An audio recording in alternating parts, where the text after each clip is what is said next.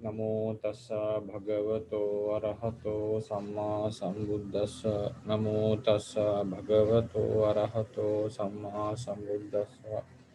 Namo tassa bhagavato arahato samma sambuddhassa. Good morning, everyone. Today, I think we are continuing with. I think last time we finished the entire Bahya Sutta, right? Means we Yeah. finished Bahya Sutta and its Gatha also, I think. So today we'll go to the Muchalinda Sutta.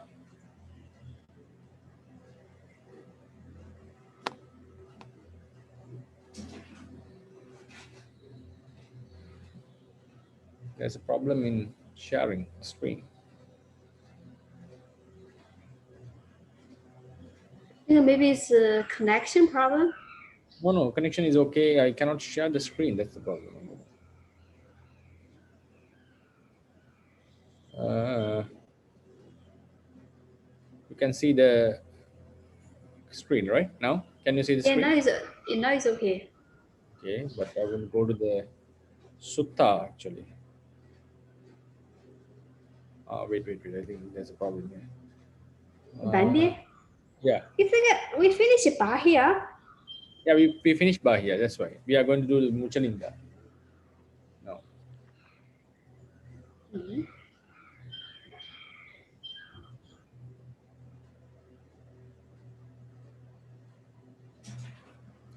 Uh, Dhanapali. Okay, now I think now you can see, right? So we did the Muchalinda Sutta, so we'll do the Gatha of the Sutta. I think we discussed on the Gatha, but not in detail. So briefly, so we'll do the Sutta and Gatha quickly. So is anyone willing to translate the Sutta briefly?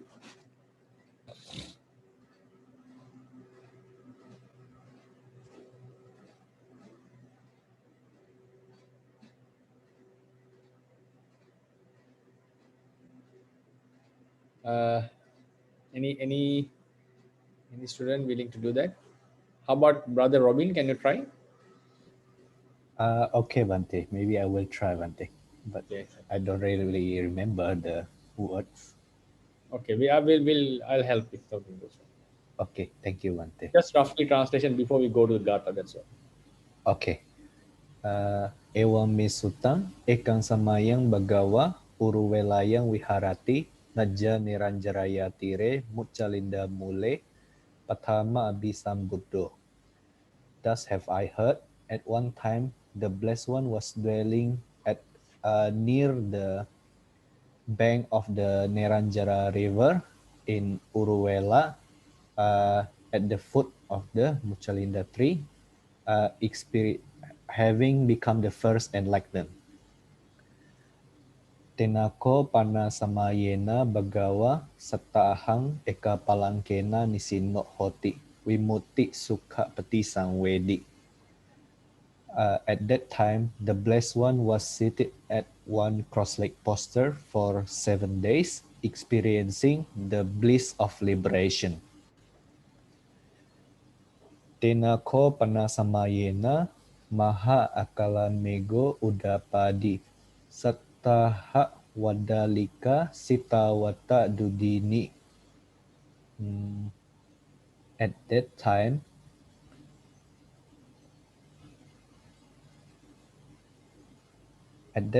an untimely rain occurred, the rainfall of continuously 7 days, which are greatly affected by cold wind.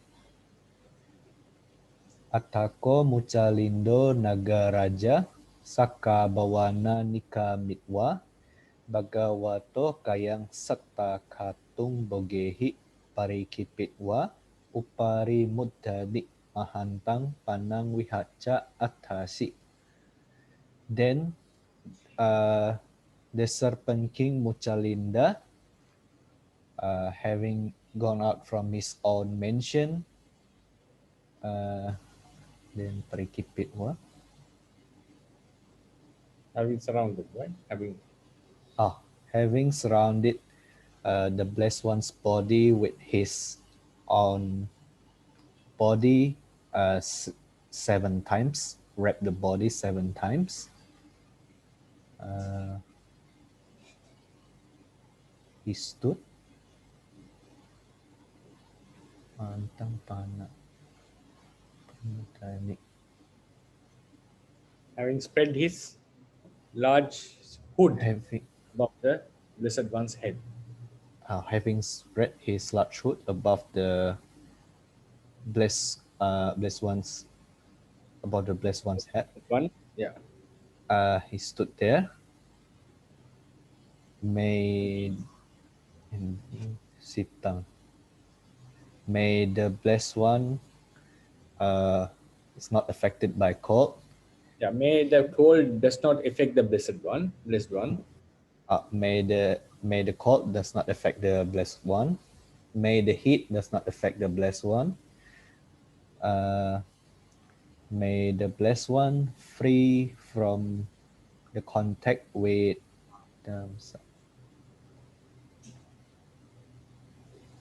Contact of Contact. get flies, mosquitoes, get flies, mosquito, wind, somewhat and sun rays, and also of the sunrise, snakes or whatever crawling thing. snakes.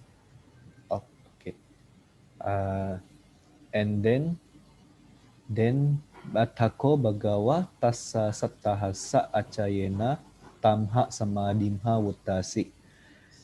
Then after the elapsing of 7 days, the blessed one emerged from that attainment.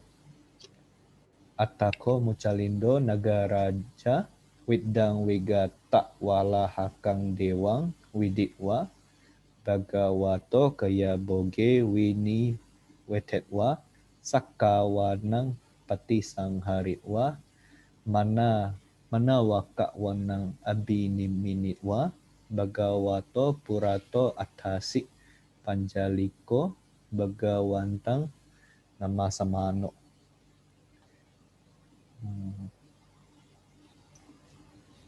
Wigata.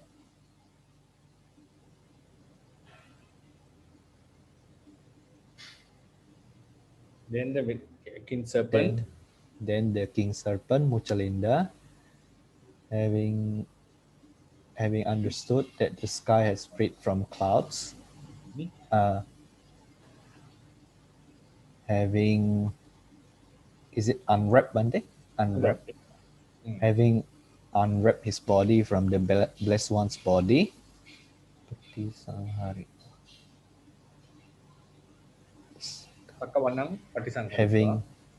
having disappeared his own appearance, and then changed into the appearance of a young man. Is it young man?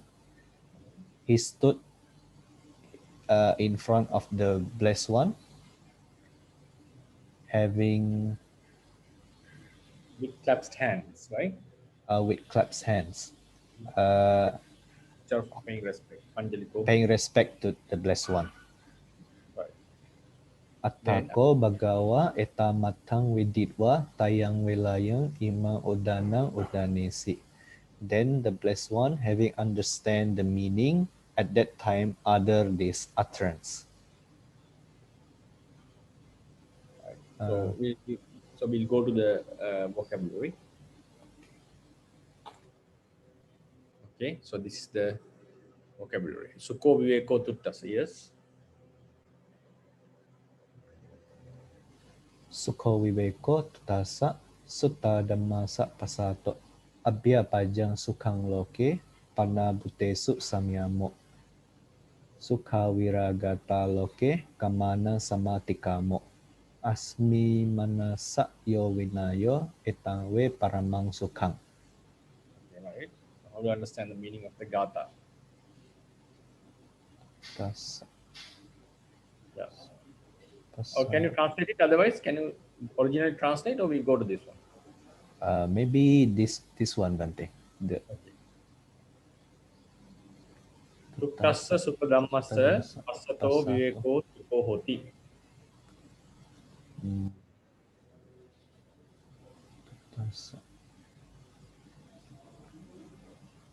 Yeah, the subject of this sentence is sukho, right? Actually, viveko is the subject. Viveko is the subject. Viveko sukho hoti. Sukha is the adjective here, right? So seclusion is the happiness. happiness. Seclusion is the happiness. So then, Seclusion is the happiness. to whom? To whom who is happy with the bliss of Four Noble Paths. To one And who has known the world to be who of is noble of the world. practice. Yeah, because of his practice. To those who sees. One who sees the reality. So Those- one who sees the reality, who is well known to the world because of his proper practice, and also one who is happy with the bliss of Four Noble Paths. To him, the seclusion is the real happiness, not the sensual pleasures. Then abhyapajjans loke sukham hoti.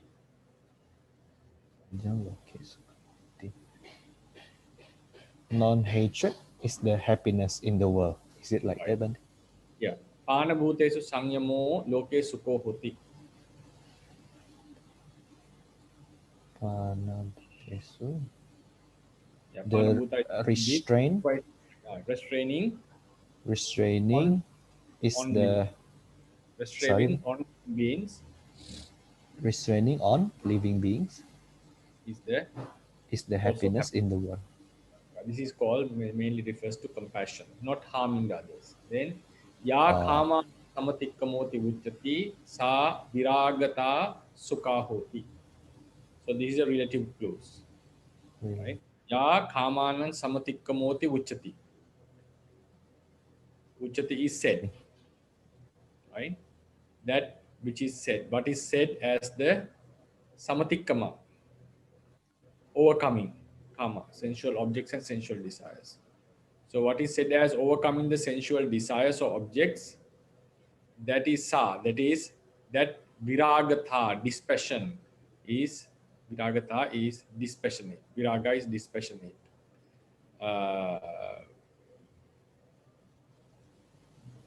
Dispassion actually, viraga. Dispassionate. Viragatha is dispassion. Right. So viraga is also dispassion actually. That viragatha, that dispassion is also a happiness. So overcoming of sensual pleasures, which is called the dispassion, is also a happiness. So here ya samatik kamana samatikkama is equal to viragata. And then yang asmimanassa vinayoti vujjati etang ve paramang sukha. Right? So what does it mean? Vinaya is removal or destruction. Destruction of the asmimana. Asmimana is the idea of I.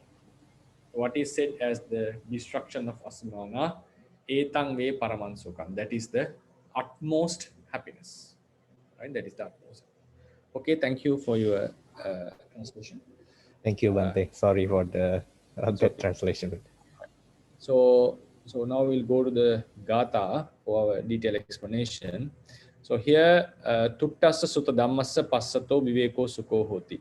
So this is dative case, to whom, right? The viveka is the subject, sukho is the predicate, sukho hoti. So viveka is sukha, seclusion is the happiness. To whom? To one who is happy with the bliss of Four Noble Paths. Sutta Dhamma means the one who is well known to the world because of his practice. Passato is the dative case of passant, one who sees.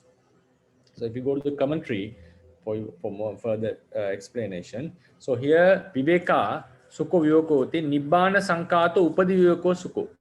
So here viveka is not just seclusion. This is upadi viveka. We have three types of viveka, right? Kaya viveka, chitta viveka, upadi viveka. Kaya viveka is living alone as a one person, especially for monks. So living being apart from others. Then Chitta Viveka refers to the jhana attainments. Upadi Viveka is the Nibbana. So here Viveka refers to the Nibbana. Then Tuttassa, Chatumagga Jnana Santosena Tuttassa, one who is delighted in the happiness of Chatumagga Jnana, associated with Chatumagga Jnana, right? So Sutta Dhammasati, Pakasita Dhammassa, Visuta Dhammassa, one who is famous. One who is famous because of his practice, right? Because of it practice. I think we found this word Jnata in if you remember the Mahakassapa Sutta, Ananya posing Manyata, Anyata, one who is famous because of his practice. The same way, Sutta Dhamma Sati, one who is well known because of practice. Sometimes Sutta Dhamma refers to, in some places of the text, it has refers to a person who has who is well known, well learned, because he has listened many things. Because the ancient days, the learnedness came from hearing, not with reading mainly. So therefore, Sutta Dhamma sometimes can refers to one person who has listened to many things, and here it refers to a person who is very famous, well heard by others, heard by many people because of his famousness. So here it's we can also say Visuta Dhamma. Also we can say because without V also we can bring the Sutta Dhamma, one who is very famous.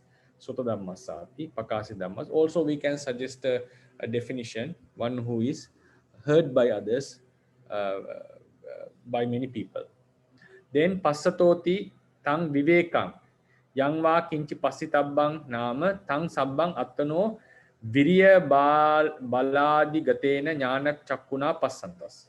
So the one who sees that Viveka is Nibbana. It means one who has seen the Nibbana, one who has observed the Nibbana.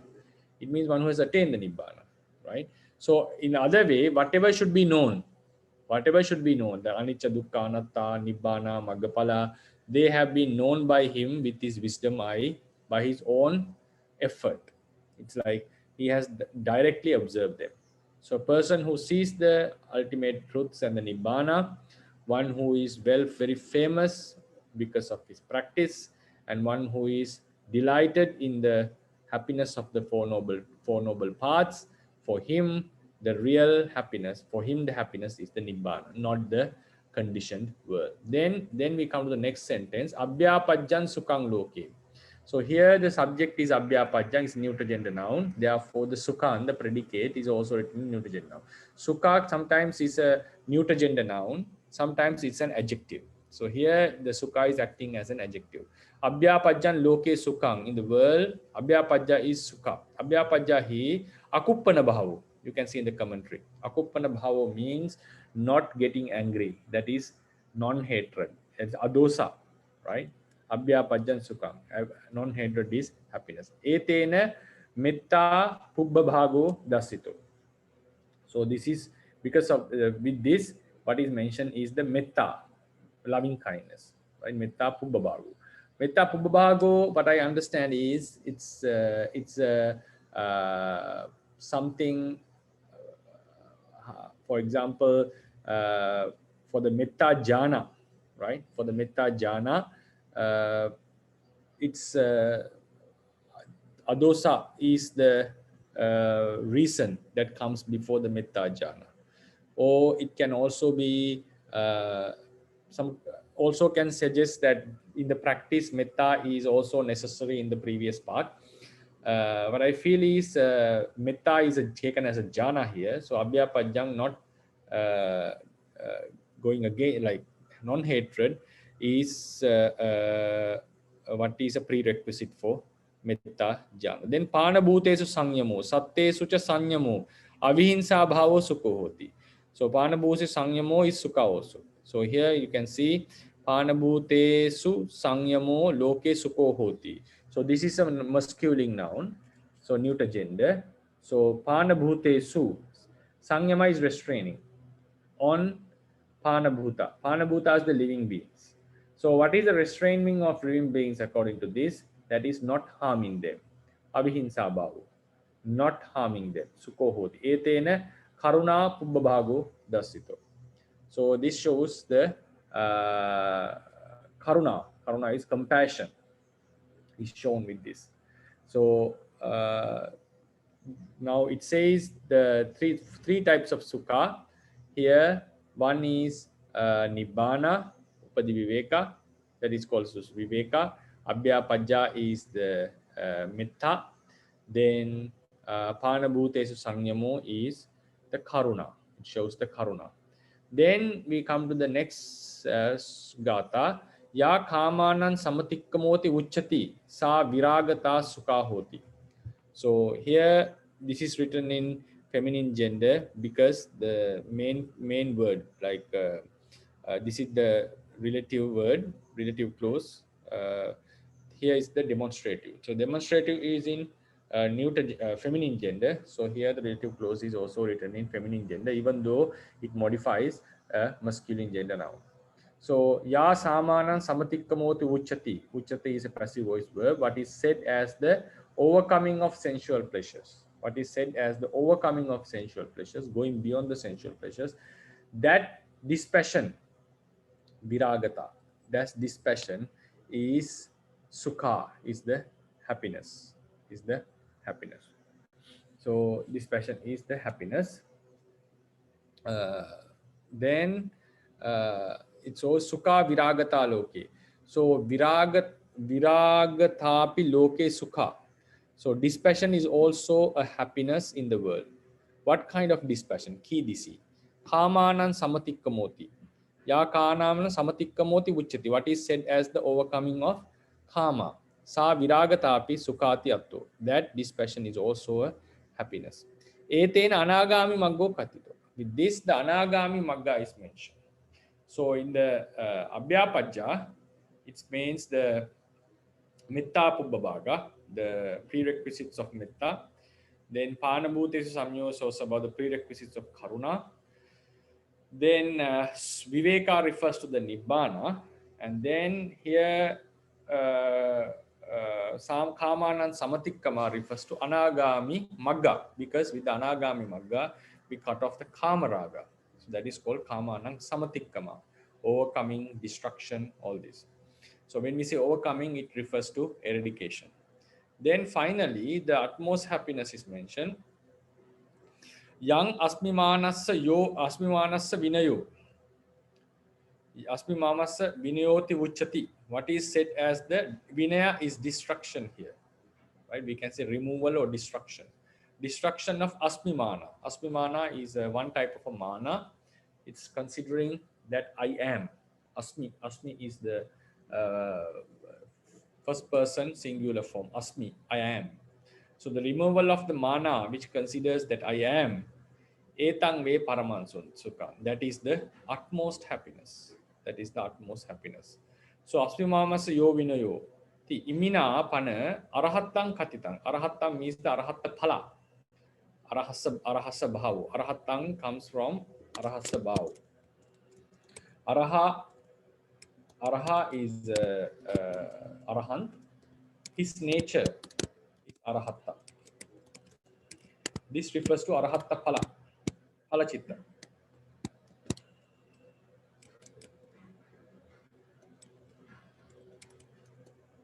Not the magga.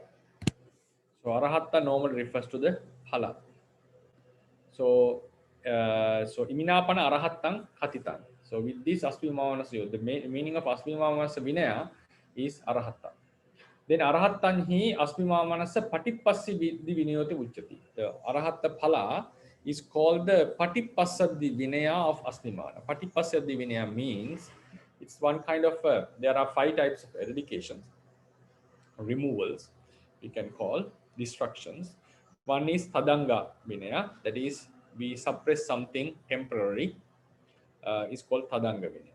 For example, one suppress the defilements with sila and so forth.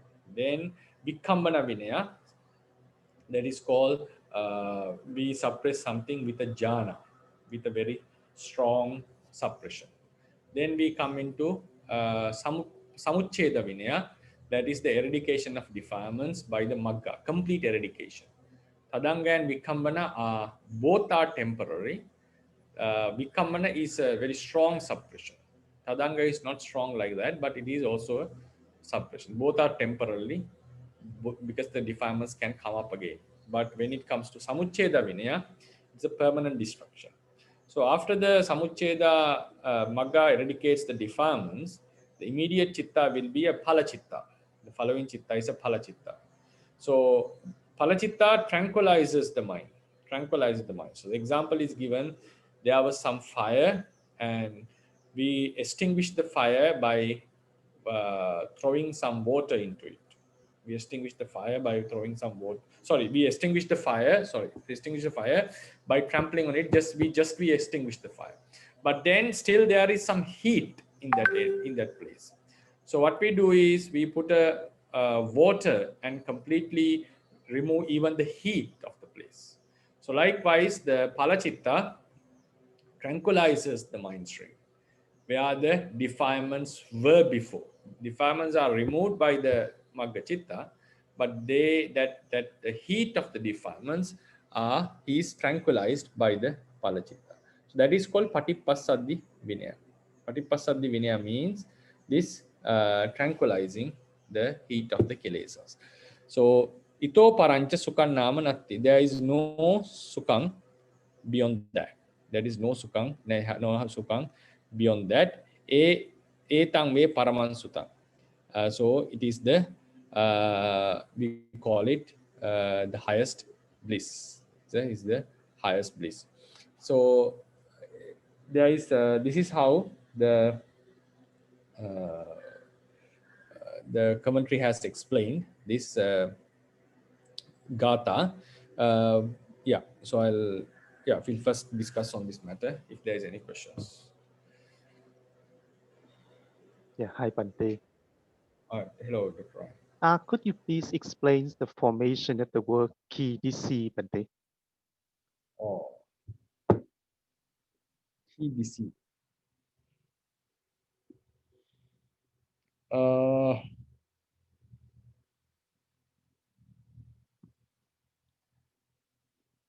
To be true, I'm unable to make it at the moment. So shall I find it and let Sure, it? sure. Sure, Bante. So I'll Yeah. put it in the question and answer. That will be very nice. Yes. Okay, thank you, Bante.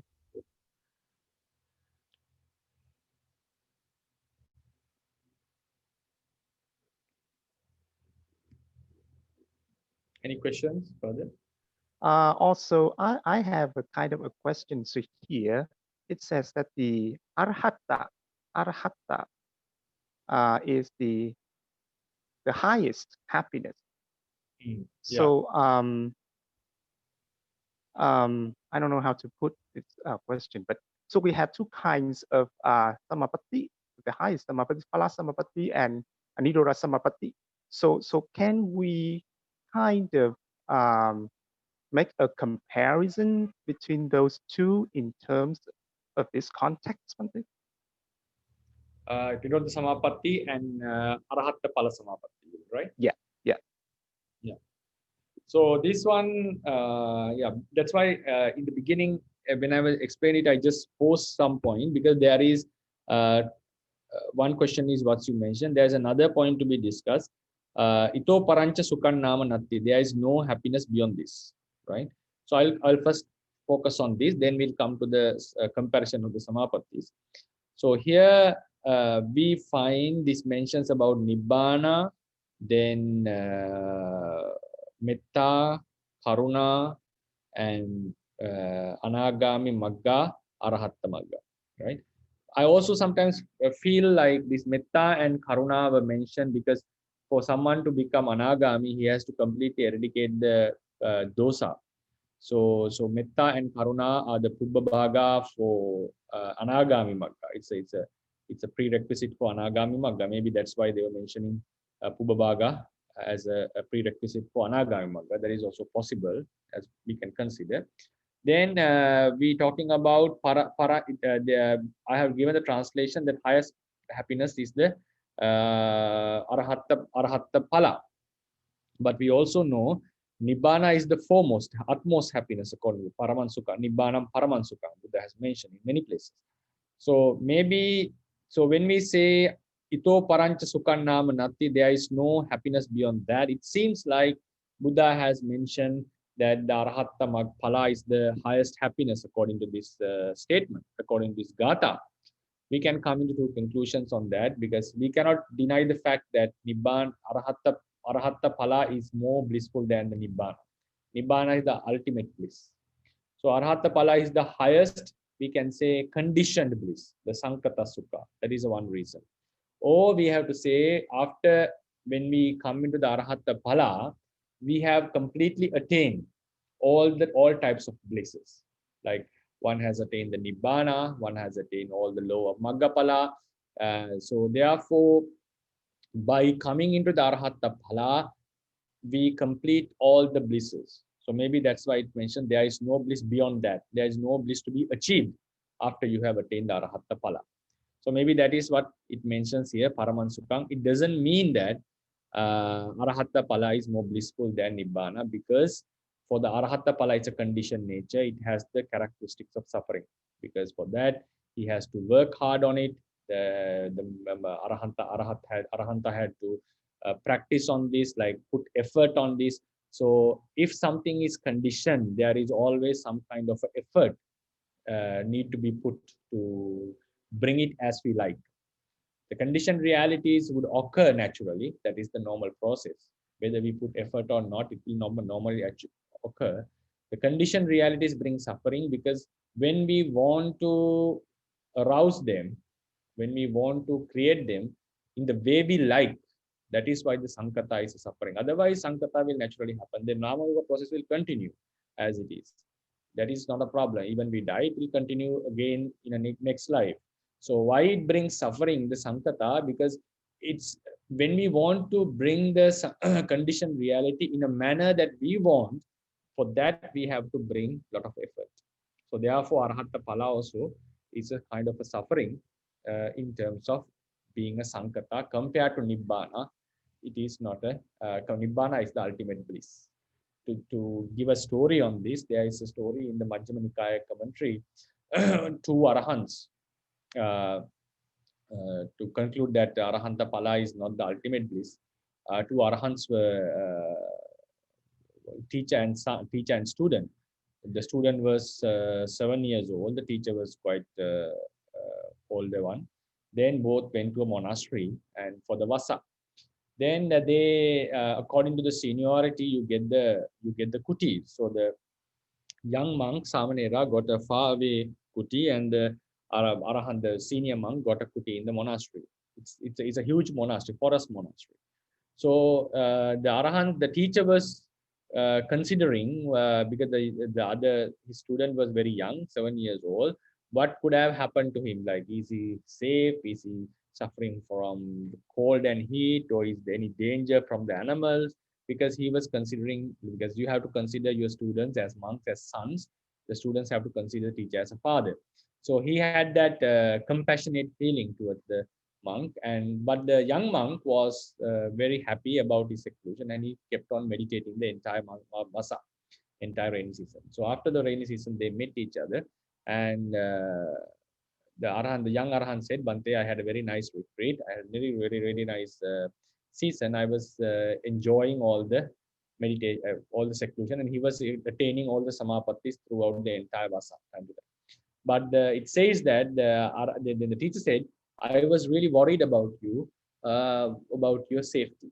So the commentary says that teacher, though being an Arahant, because of his consideration, compassionate consideration of his student, he could not attain his samapatti for the entire Vasa. He could not attain the samapatti for the entire, even being an Arahant. So therefore, just being a noble being doesn't guarantee that you can enjoy your samapatti as you like. It was not affected by defilement. It was affected by his compassionate thought. So therefore, he couldn't come into the samadhi because he was worried about his student. So this shows that even the arahants have to work for that. Nibbana is not such a bliss. It is something that we attain, and it is something not to be produced by effort. So therefore, Here it doesn't, we have to be very careful not to conclude that Arahatta Phala is the utmost happiness. Either we have to say it is the utmost happiness in the conditioned sphere, or the next way to say is there is no happiness to be attained after the Arahanta, attainment of Arahatta Phala, because all the happiness have been completely attained. That is how I think this statement should be understood. Then we come to the Dr. Ryan's question about Arahatta Phala and Nirodha Samapatti. What is more, we can also ask what is more blissful. So for sure, Nirodha Samapatti is more blissful than the Arahatta Phala. Because in the Arahatta Phala, even though it experienced the Nibbana and it has all the conditioned chittas, there is certain kind of a bliss in it. But then in the Nirodha Samapatti, even the suffering of chitta is not found. Because whatever conditioned reality is it's a suffering. So then you can ask a question, Magga Phala chittas are not included in the noble truth of suffering. Magga, the eightfold path, 8 path factors are in the Magga Satcha, and the remaining associates of the Magga Chitta and the Phala Chittupada, including the Magga Chitta and the remaining Chetsikas, and the Phala Chitta and its Chetsikas are Satcha Muttaka. So what does it mean? They are not suffering, but that is for the classification of Four Noble Truths. But the conditioned nature of Magga and Phala are still found. If something is to be conditioned, that is to be attained with a lot of suffering. To be true, if something gives you suffering for its arising, for example, kingship. Kingship is a happiness in a king. Like happiness you attain as a king is something which is very difficult to attain by one human being in this life. So he has to work hard for that. Sometimes he has to fight, may wage wars to get that happiness. So it is something that we have to attain with a lot of efforts. Even you are born as a prince in a king's family, for that you have to do a lot of merits in the past. So every happiness, the higher the happiness is in this conditioned world, the higher the effort has to be put, the harder the effort is. So in such terms, Arahat, the Magga Phala Chittas are the highest, are the most difficult to be attained. So the Sankata Dukkha, the suffering of the effort of conditioning is of some Magga Phala Chittas are much higher than any other happiness that we experience in the conditioned world. So then why it is not included in the Dukkha Satcha? Because Sankata Dukkha is very much in the Magga Chitta and also in the Phala Chitta. But the thing is, after it passes away, it is not necessary. For example, we have a tasteful feeling in the Juha Vijnana. If you like that taste, we have to again and again work for it to have that blissful feeling of the Juha Vijnana. But Arahatta four Magga Chittas, they arise and pass away immediately. There is no necessity to bring that particular Magga again because it has done its function. The Kilesas are eradicated. You don't need to arouse that Magga again and again because its function is a different thing. Then the next thing to consider is the Magga Chitta especially, even though they have to be aroused with lot of effort, lot of conditioning effort, the suffering is immense to bring the Magga Chitta, but the suffering it eradicates is much, it surpasses the suffering that we have to encounter to arouse the Magga. Compared to the suffering it takes to bring the Magga, the suffering it eradicates is much larger, uncomparably larger. So therefore, Magga Chitta is considered as the path for the liberation, not as the suffering of the noble suffering, noble truth of suffering. It doesn't mean that the Magga Phala Chittas doesn't have that quality of suffering. So the Phala Chitta also, it is not an object and it doesn't cause for the continuation of suffering. So it is not included in the Dukkha Satcha. So likewise, the Magga Phala Chittas have that suffering nature. So when we come to the Nirodha Samapatti, it is a state where the Chitta doesn't exist. So the bliss of Nirodha Samapatti is higher, much higher than the bliss in the Phala Samapatti. So then we have to come into two types of bliss. In the Phala Chitta, we have we have that Vedaita Sukha, the experiencing of the blissfulness of Nibbana is there. The Sukha Vedana, the bliss, tranquility nature is found.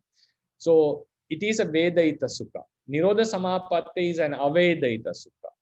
Even though how blissful the mind is, it arises, passes away constantly, and we have to keep on putting effort. Putting effort means the mind, the Virya Chetasika, the Chetana is working in each and every chitta of the Palachitta. Even though we have made, it is not necessary to go and come out and make the initial effort again and again. The Samapatti will continue, but momentarily there is a lot of condition suffering going on there.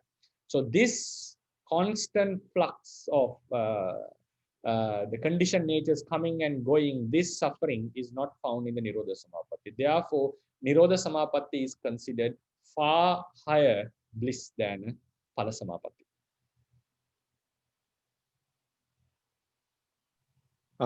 Yeah, thank you for the explanation, Bande. But then some people may argue that what about Asanyasatta state?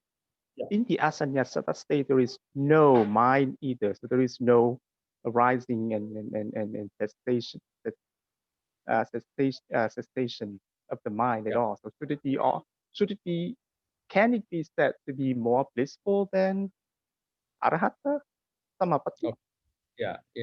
So that's a very good question. Like I think others also got the question. Others also understood the question. I think because Nirodha Samapatti there is no chitta. Asanyasatta also there is no chitta. Then we clearly mentioned. I mentioned now Nirodha Samapatti is much blissful than the Arahatta Phala, because there is no constant arising and passing away of the chitta. Then a question can come: is the Asanyasatta experience is blissful than the Arahatta or Phala Samapatti, because there is no chitta for 500 eons. For that, we have to understand, now I'll come back again to the bliss of the Phala Samapatti and the bliss of the Nirodha Samapatti. Both now, if compare, for example, if we think, for instance, we think the Bala Samapatti is of an Arahant and the Nirodha Samapatti is also attained by an Arahant. If you compare them with both Arahants, I was just focusing on the moment, the conditioned nature of the Arahatta Palachitta and the absence of that nature in the Nirodha Samapatti. At the same time, when we say about Arahants attaining the Phala Samapatti and also Arahant attaining the Nirodha Samapatti, there is another extra bliss. That bliss is when we attain the Palachitta, he is already freed from the suffering that is going to come. From the moment he attained the Maggapala, Magga Chitta, Arahata Magga, he is freed from all the suffering that is supposed to come. So when we are talking about the Arahata Phala, it is not just the mere Chitta focusing on Nirvana, Nibbana. At the same time, he is freed from the suffering that is supposed to come. That is like, even though his focus is at the Nibbana, he is freed from the suffering that is supposed to come. Then Nirodha Samapatti also, because he's an Arahant, naturally he is freed from the suffering which is to come. So now both the Arahants who are in the Nirodha Samapatti and the Phala Samapatti are free from the suffering that is supposed to come. So therefore, even though they don't attain the Samapatti, they are in that freed state. Because even for a normal Arahant who is not attaining a Samapatti, just living normally, he is also freed from that suffering. So all these three Arahants are freed from that suffering. Then a normal Arahant who is working, for an example, his mind is in the Kriya state. It is not a high blissful state. And the Palachitta, it is a very calm state, observing the Nibbana as the object. And Nirodha Samapatti, even that Chitta is not found. So when we take the three Arahants into comparison, all of them are freed from the suffering that is supposed to come after the death. But they have three levels of blisses at that moment. When we are comparing their bliss to come, that is they are equally freed. But compared to the bliss of the mind, one Arahant who is working, his mind is in a lower bliss. Arahant who is in a Nirodha Samapatti, Palachitta is focusing on Nibbana and it's a higher bliss. In the Nirodha Samapatti, his bliss is more higher because he doesn't have the chitta. But when you call the Asanya Satta, it is a being who is not freed from the suffering that is supposed to come. So in that sense, his happiness is always, according to our tradition, we put it in a lower state than a noble being because he's not freed from the suffering. But then we focus on the absence of the chitta. If you talk about the absence of the chitta itself, then we have to say at that moment there is no if we talk about because there's no chitta in it. If we ignore the facts, if we ignore the fact that whether he's freed from suffering or not, that the liberated nature, just focus on the samapatti itself. In the Sachanda Satta level, the suffering of the chitta rising and falling is not found. So if we compare it, we have to say it is a blissful state than the Arahata Pala, but that is not how we compare in our tradition. We compare the both states, the state of being freed from the suffering that is supposed to come, and also the state of the Samapatti. So in that sense, the Arahant is in a freed state always, and when he comes into a Samapatti, his mind is in a higher bliss. But for the Asanya Satta being, that is true that his mind is free from that constant rising and falling, but he is not freed from the suffering that is supposed to come. So therefore, in our tradition, the bliss, when we talk about the bliss in the Asanya Satta, we have to talk about these both the aspects. The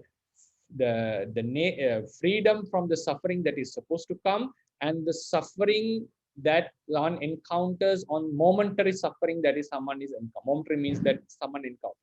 So he is freed from that momentary suffering, but he is not freed from the suffering supposed to come. Therefore, when comparing the bliss of the life, Asanya Satta is listed below the happiness of a noble being. So that is how I would explain about these the comparisons.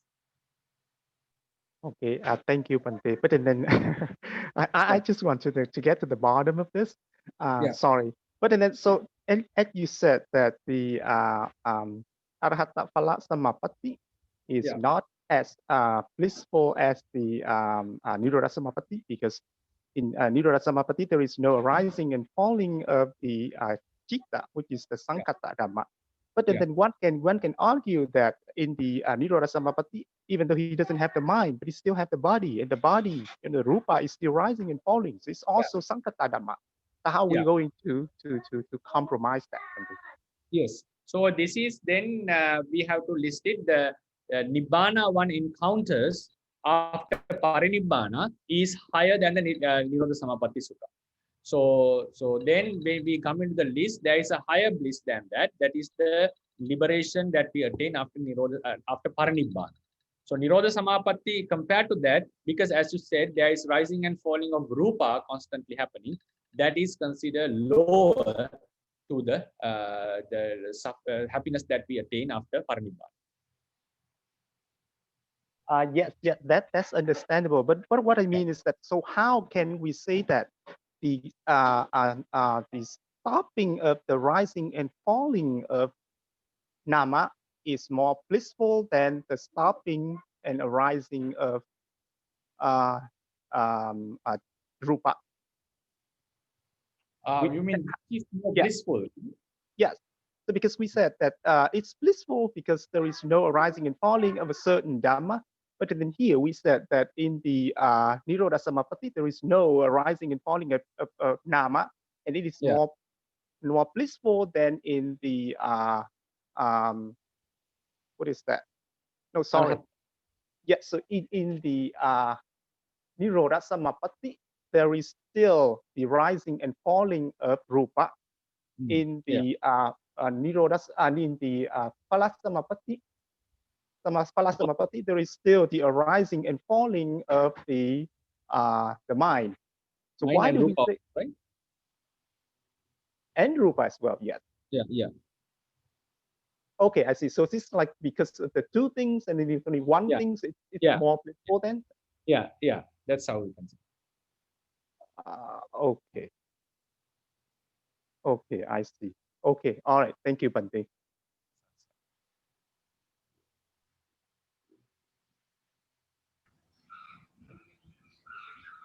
Okay. So, Pandey. yeah. In the Dipitaka, is there any sutta talk about the life of the Asanya Sata? How do they live and something? Is there any sutta Okay. mention that? About how they live. Yes. It's you mean about their life or about their Yeah, appearance? about their life and appearance, all these things in the Dipitaka. Is there any sutta mention that? Yeah, it's you mean whether this Asanya Satta is mentioned in the Tipitaka, you mean? Yes. So you can go into the suttas like Dasuttara Sutta of the Digha Nikaya. Dasuttara Sutta of Digha Nikaya. Venerable Sariputta mentions there is a type of being who doesn't have sanya and vedana, right? Who doesn't have a sanya and vedana. So when there is no sanya and vedana, right? So we normally say, according to the fundamentals, always vijnana arises with vedana, sanya, sankhara, and vijnana together, right? So it says there is a being who is not doesn't have a sanya, doesn't have a vedana. So this indicates that he is out of all the mentalities, right? So because in suttas normally the mentalities are expressed as with vedana and with sanya. That is a normal way of saying. So he mentioned there is a certain being who is without sanya, without vedana. That is the indicator of asanya satta.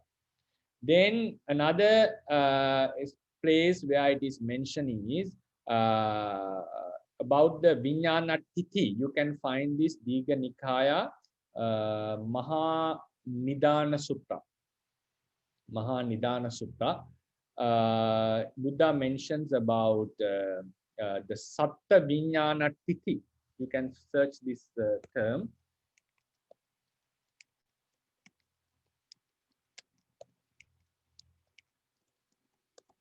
Satta Vijnana, 7 places the Vijnana exists. So you have heard Nanatta Kaya, Nanatta Sanyi, Ekatta Kaya, Ekatta Sanyi, right? So this is the classification of 7. Then in the end, he mentions to this you have to add 2. You have to add 2. That is Asanya Satta and Nevasanya Nasanya. Because 7 are covering till Akinchanya. Nanatta Kaya, Nanatta Sanyi, Nanatta Kaya, Ekatta Sanyi, Ekatta Kaya, Nanatta Sanyi, Ekatta Kaya, Ekatta Sanyi. Then we have Akasa Nanchayatana, Vinyananchayatana, Akinchanya. Right? So this is called Satta Vijnana Tithi. Satta Vijnana Tithi plus 2 Satta Vasa. So the 2 Satta Vasa Buddha mentioned Asanya Satta and Neva Sanya, Na Sanya, Yatta Na. So these are the 2. So you have to add these 2. Actually, he say Dve Ayatanani. This is how he mentioned the sutta.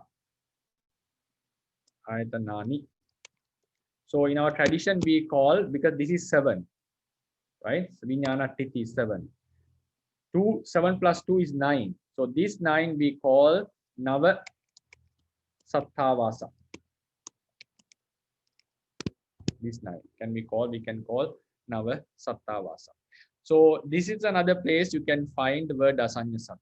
But they are how they live, how their appearance, all these are mentioned in the commentary literature, not in the text. The text gives mentions about this Asanya Satta. There is an argument by some scholars.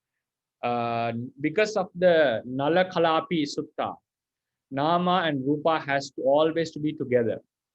Buddha mentioned it is impossible Nama and Rupa are separate from each other. They cannot stand alone.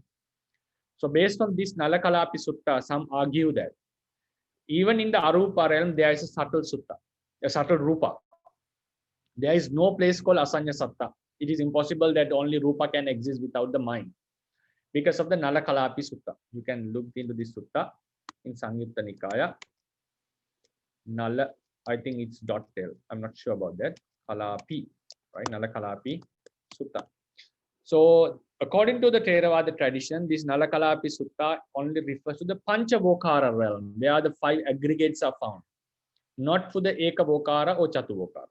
If you go into the Yamaka, Asanya Satta, Arupa is clearly mentioned. There's nothing to say about that.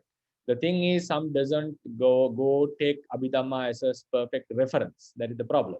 So therefore, I'm bringing evidence, some information from the Sutta. So because of that, some argue that because of the Sutta, Asanya Satta and Arupa world do not exist as it is mentioned in the Abhidhamma, because it contradicts with the Nalakalapi Sutta. So, but these are the places where you can find Asanya Satta is mentioned in the Mahanidana Sutta, and Dasuttara Sutta it mentions there are certain types of beings. He mentions to Venerable Kottita, Sariputta mentions, without Sanya, without Vedana. So then, Asanyi Avedanu, there is no Sanya, no Vedana for these beings. So according to us, it means no Vinyana also. Then regarding the Arupa realm, you can go into the Pottapada Sutta. The Pottapada Sutta in Digha Nikaya. Pottapada Sutta. It mentions, Pottapada asked the question, it's like Buddha mentions that there are certain beings like the Kama beings. Then we have Manomaya beings. Manomaya beings are the ones whose body is greatly related to the mind. Like they can change their body according to the mind. Like we, the first type of beings are us. Like we have a gross body.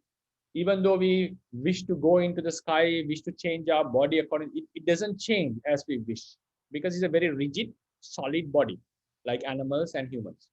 But when it comes to the Manomaya beings, the ones, their body can be adapted, adjusted according to their mind. This is called Manomaya beings. So this includes the subtle beings like Devas and Brahmas.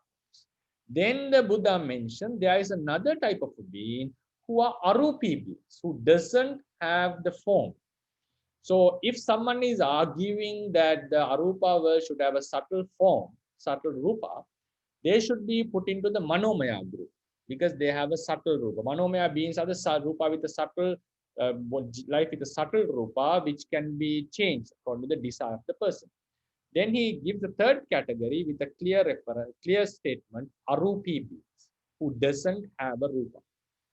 And also, if you go to the Satta Vijnana Titi, it mentions the 4 are Nanatta Kaya, Nanatta Sanyi, various bodies, various Patisandhi Sanya. Ekatta Kaya, Nanatta Sanya, who have the same appearance but different Patisandhi Sanya. Nanatta Kaya, Ekatta Sanyi, different bodies but same Patisandhi Sanya. Ekatta Kaya, Ekatta Sanyi, similar appearance of the bodies, like some Brahmas, and same Patisandhi Sanya. So this is the 4 classifications. Then he comes to Akasananchayatana, Vinyananchayatana, Akincanyayatana. Akachananchayatana Sanyi, Vinyananchayatana Sanyi, Akincanyayatana Sanyi. So they have their Sanya, that is Akasananchayatana, Vinyananchayatana, Akincanyayatana. Buddha doesn't talk about a Kaya. He's not talking about any body. Because in the Mahanidana Sutta, you find when he explained about Nanatta Kaya, Ekatta Kaya, he mentioned certain Brahmas like Abhasara, these Brahmas, certain Devas. So he classified them who have a subtle body. They are included in the word Kaya. Then when it comes to the Akasananchayatana, Vinyananchayatana, Akincanyayatana, he gave up the word Kaya. It also shows that he accepted the idea that Arupa beings didn't have a body. And also in the Pottapada Sutta, you find he mentioned directly about Arupi, then someone can argue there's a subtle Rupa. It has to be rejected because before Arupi, he talks about a Manomaya. Manomaya means with a subtle body, which can be adjusted based on the Chitta. And then we have the gross body beings like us. So these are the evidences that I extended your question. I don't know whether you wanted that answer, but I just extended because sometimes people argue that what is the reference for Asanya Satta? What is the reference for Arupa? Is it possible beings can only body and mind can exist because it contradicts with the Nalakalapi Sutta? So this is how we give answers to these questions. Oh, thank you, Bandi. Thank you so much. And how can you remember all these suttas name and all those things? For me, after reading, I forgot everything. Oh, okay. Actually, maybe because I use them in my fundamentals course, maybe that's why it is. I think the So, extended answer is very wonderful, Bante. I thought because there is such an argument going among some scholars, because you may also face these arguments. So this is the references that you have to give if someone asks Sadhu. this question. to my Sadhu, sadhu. Very wonderful, Bante. Okay, so there is a we can do another short because we did only one. Is it okay? We do quickly another gatha, so we can.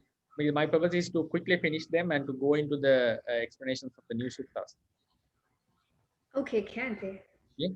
So Yeah, then we definitely. okay, I'll take maybe 15 minutes, 10 to 15 minutes. I will just ignore the sutta because the Raja Sutta, it's quite long. Buddha mentions about, Vidya monks were talking about the kings, right? You remember comparison of kings, Ajatasattu and Kosala, and Buddha came there and said, it is not proper for you to talk like this, these things, being monks who have gone forth from household life to the homeless life. You remember the story, and then he mentions about this gatha. Yancha kama sukang loke yanchidan divyang sukang tanhakkaya sukasyete khalang nagati solas. So because of the time, I'll do the translation. I'll just explain the sutta.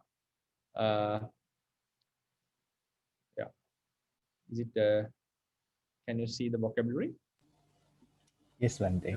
That's right. So this is the gatha.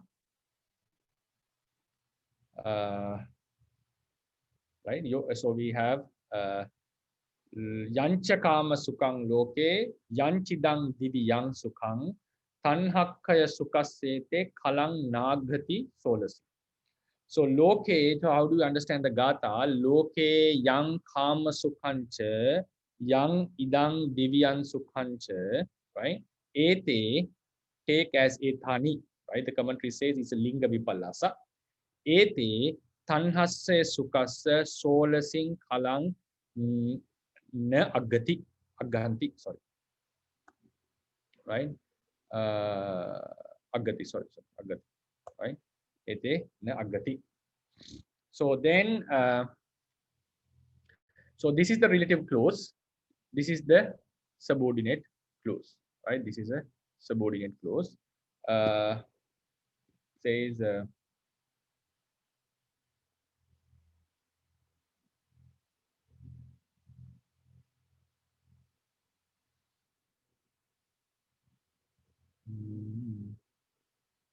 Yeah.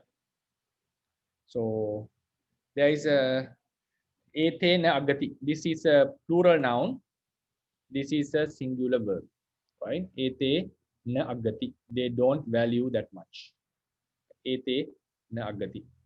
So that's why I was searching. I think it is agahati. There is no a between ga and ha. Right. Yeah. Yeah. Okay. Thank you for that. Right. So there is a problem grammatically. I was wondering how to explain this.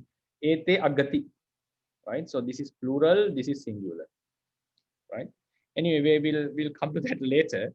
How to explain this? Sorry, point. but I think it should be plural. It's Agati. Yeah. Yeah. That's right. Is it how it mentioned in the sutta? Yeah, Bante. So sorry for that. But if you look into the commentary, this is how it comes. Anyway, it should be Agganti, right? It should be Agganti. So now thank you for that, Dr. So this is the subject, this is the verb. So they are not worthy. Agati we normally translate as worthy, like they are valued. They are not valuable. Na agganti, right? So this is the main clause. Na agganti. So how much they are not valuable. So this is the comparison. Comparison means they are not valuable. Solacing kalang. Solacing kalang should be translated as 1 fraction out of 16 into its power, right? 16 into 16.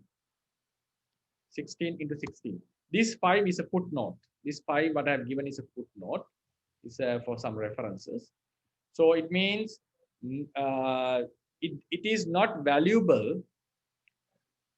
It's not valuable like 1. If you, this is how it should be mentioned. 16 power. Because in the Google Docs, I don't know how to write the power. Make the word power. Right? That keys, I don't know, it's missing. So this is how. So it doesn't worthy this much of tanhakka sukhasa. There's a happiness of nibbana, a happiness of eradication of tanha. So there are two types of eradication of tanha. Nibbana is a one, arahatta phala is a one, according to commentary. So these things are not valuable, even this amount of the happiness of eradication of tanha. So this solacing kalang should be understood in this way.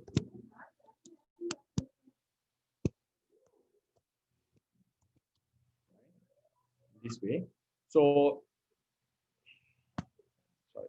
So this is these. Now we'll come. What are these? What are these? What is the happiness? Is the topic.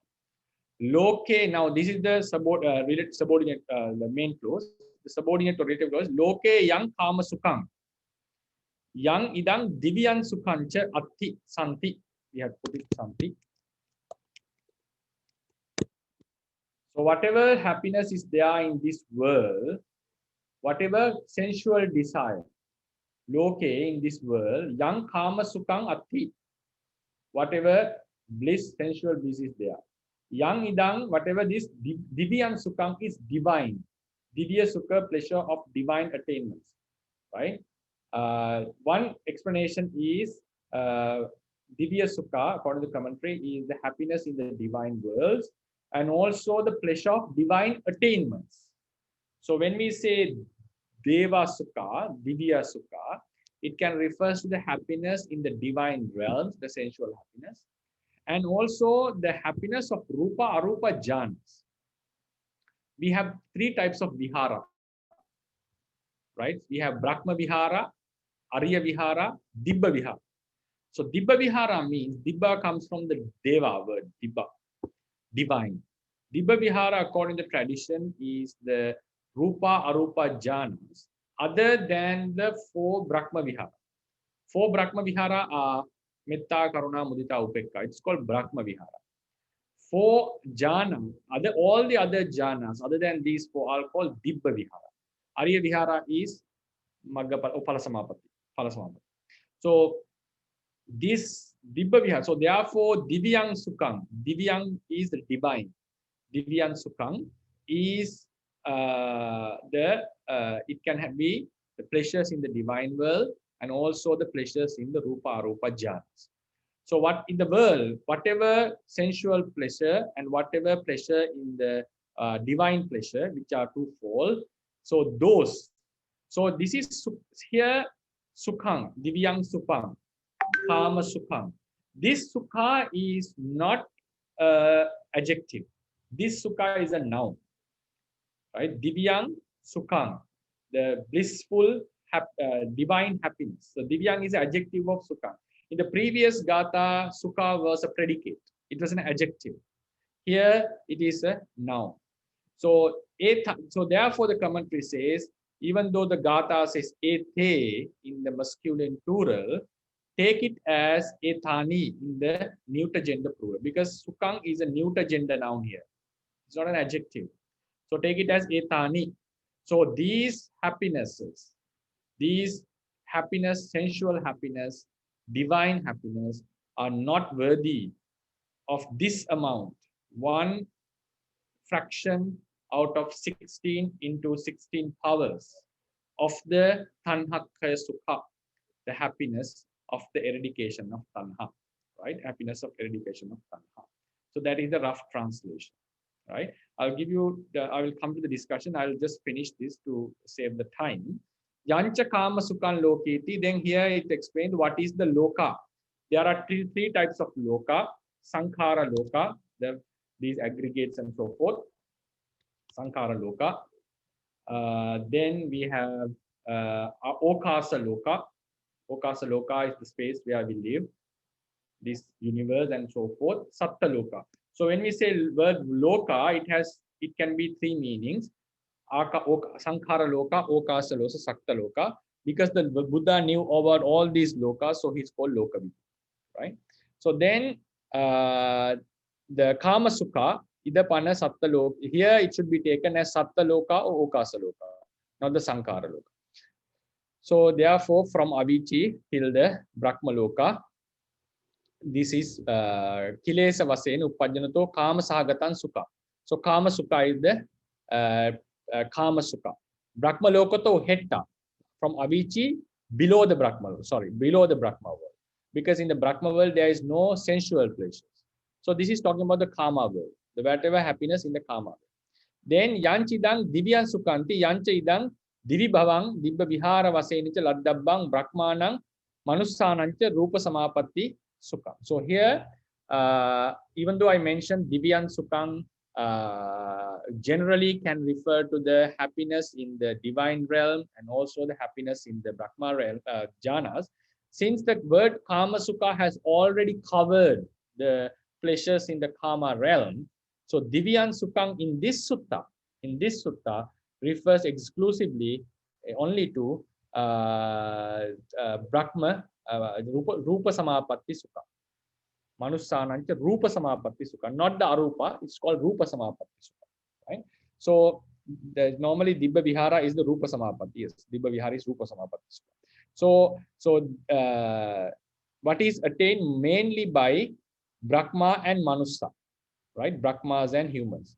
It doesn't mean that the Devas cannot attain jhana. Devas can attain jhana. That's why if you remember in Abhidhamma, when you study, a person who died from the divine worlds can be directly born in the Brahma realm. So it is possible that Devas can have jhana, but it is not very common in Devas because their pleasures are very high. So normally, that's why the commentary says, Rupa Samapatti Sukha is attained mostly by Brahma and Manussa. It doesn't mean that Devas cannot attain, right? This is like commonly attained by them. Tanhasse Sukhasati, right? So two types of tanhakka sukha. Yang agamma tanha kiyati tang nibbana, the nibbana. Attaining to where the tanha completely eradicates. It's a state. Then arammanang nibbanang kiyati tang nibbanang arammanang katva tanhayacha patipassabana vasena pavatta palasamapatti sukham. The happiness in the palasamapatti. Because it tranquilizes the patipassambana vasena. I mentioned, we mentioned already after the kilesas are eradicated, tranquilizes the palastita, tranquilizes the mind stream. So like after the fire is extinguished, we put some water to tranquilize it. So there are tanhakka sukha is twofold. It can either be nibbana or either it can be the happiness in the palasamapatti sukha. There's happiness in the palasamapatti sukha. So these happinesses, the sensual pleasure and the jhana pleasure, are not worthy of this tanhakka sukha. So then eti linga vipallasa niddeso, it is a linga vipallasa. Etani sukhani iti atto. We are taking etani sukhani, right? Etani sukhani. So kechi, some say ubhyampi sukha samanyayana gahetva etanti patanti. Instead of say ete, some say etang. In some books they say etang. Some traditions used to say etang. Tesang kalang nagati iti patena bhavitaba. Yes, as we corrected there, it is because it should be agganti. Kalang agganti, na agganti, naganti. If you take it as etang instead of saying ete, this has to change into without na agati, right? So here we are talking because it's ete, it's agganti. Then finally, Solasinti, Solasannam Purani. So Solasa means the fraction by which the 16 is completed. Ayang hetta sanke patto. So this is the very brief meaning, and he explains how these the bliss in the Nibbana and the bliss of the Arupa Phalasamappatti is higher than Rupa Jhana Sukha and Dibba, the divine, the sensual pleasures. Then solacing Kalang Nagati, it has to be explained Sakalampi Tadubhayang Tanhakkaya Sankatang Tanhakkaya Sukha Sankatang Palasamapatti Sukang Solasa Bhage Katva Tato Eka Bhagang Solasa Bhaga Gune Laddang Eka Bhaga Sankatang Kalang Na Agati. So solacing, the word solacing Kalang has to be understood. This is the point I want to emphasize. Palasamapatti Sukhang, this Palasamapatti Sukha, we make it into 16 parts. Solasa Bhage Katva. Tato Eka Bhaga. You make it into 16 parts and to take one part. Tato Eka Bhaga. Solasa Bhaga Gune. So then what happens? That part, one part, you divide into another 16. You divide into another 60. Right? Then this word Gune says that you have to repeat this 16 times. So that's why I mentioned 16, the power of 16. It's not 16 into 16. You make one part, you make it 16, you make it divide into 16 parts, take one part and make it into 16, and you repeat this thing, and you take another part of that out of that 16 and divide it into 16. So then we repeat it for 16 times. That is why the Gune. Ladda namang laddang eka bhaga sankatang kalangna agati, right? So that is how we explain the solacing. Then I have given the solacing kalo. Another meaning is one fraction out of 16 into 16. So I have given the references for that. So when we say solacing kalang, we have two explanations. According to Sangyutta Attakatha, it is similar to the Udana explanation, Udana Attakatha. Ekang so solasa bhage katva patavi padaviti harang, one because of the this talking about Anathapindika's meeting the Buddha. Solasa bhage kata, you make the value of such a step 16 times. You divide into 16. Tato eko kottaso, you take one out of that 16. Puna solasada, you divide it into again 16 times. Tato ekos ekado, tato eko, again you take another 6 part of that 16. Solasadhati, again you divide into 16. Evang solasavari, solasada binnasa eko kottas. So it's like you divide the entire amount into 16. You take a part, you divide that part into 16. You put another part and you divide into another 16. So you keep on doing that. Then when you do it for 16 times, what remains is called solacing kalang. Then another explanation is about the Sariputta's wisdom comparison. Ayasmado Tera Sariputtasa Panyang, you take the wisdom of Venerable Sariputta. Solasa Bhage Katva, you divide into 16. Tato Ekam Bhaga, you take one part out of that. Solasada Gahitva, you divide it into Tato Ekam Bhaga, Solasada Gahitva Ladda. So you take one part again and you divide into 16. That part you divide into 16, you take that part. So this is 16 into 16. 16 into 16. You can see another reference. It has dinaya. So the benefits of a certain dana. Solasa bhagang katta, you divide the benefits of that dana into 16. Tato ekam bhagang, you take one out of that, the 61 portion, 16 that portion. Then puna solasa bhagam kata, you divide that part into 16 and you take a one. So this, according to this explanation, it is 16 into 16. But according to the previous explanation, it is 16 power of 16. So when we say solacing kalang for the Pali, in Pali, especially it's useful for Pali students, I feel. When we say solacing kalang, we have two types of explanations. 16 into 16 and 16, the power of 60. So personally, I feel my idea is, this guna word is telling that you have to repeat this thing for 16 times. So what I understand, this I'm not perfectly sure on this, but my understanding is this Udana part is about 16th power. It's not about 16 into 16. Yeah, so this is how, this is what I like to share about this, explanation about the Gatha. I think I talked many points. It's a simple Gatha to understand. The points that I want to emphasize is the Solar Sing Kalang, and also there's some explanations about Dibba Sukha and so forth. Yeah.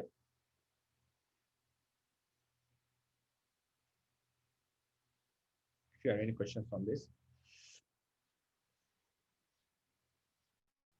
So Bhante, so you said that you think it is 16 to the 16. So then you said that because of the word guna. So what meaning of guna is that, Bhante? Guna is multiplying. Guna Guna is means multiply. Yeah. Guna. Guna have two meanings. One is attribute. Sometimes guna refers to multiplication. Okay. Okay, thank you, Bhante. That's why I came in. I'm not perfectly sure on this. Because of this word, I came into this idea. If it was just Sola Sabhaga, it should be 16 into 16. Yeah, just so guna also have the meaning of a string. A string we can think that that's a series. So it Yeah, series. Yeah. Yeah, it's reasonable to think it that way. Yeah. Okay.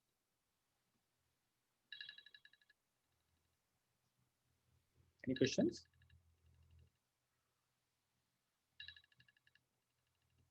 Okay. So then shall we call it a day, Sally?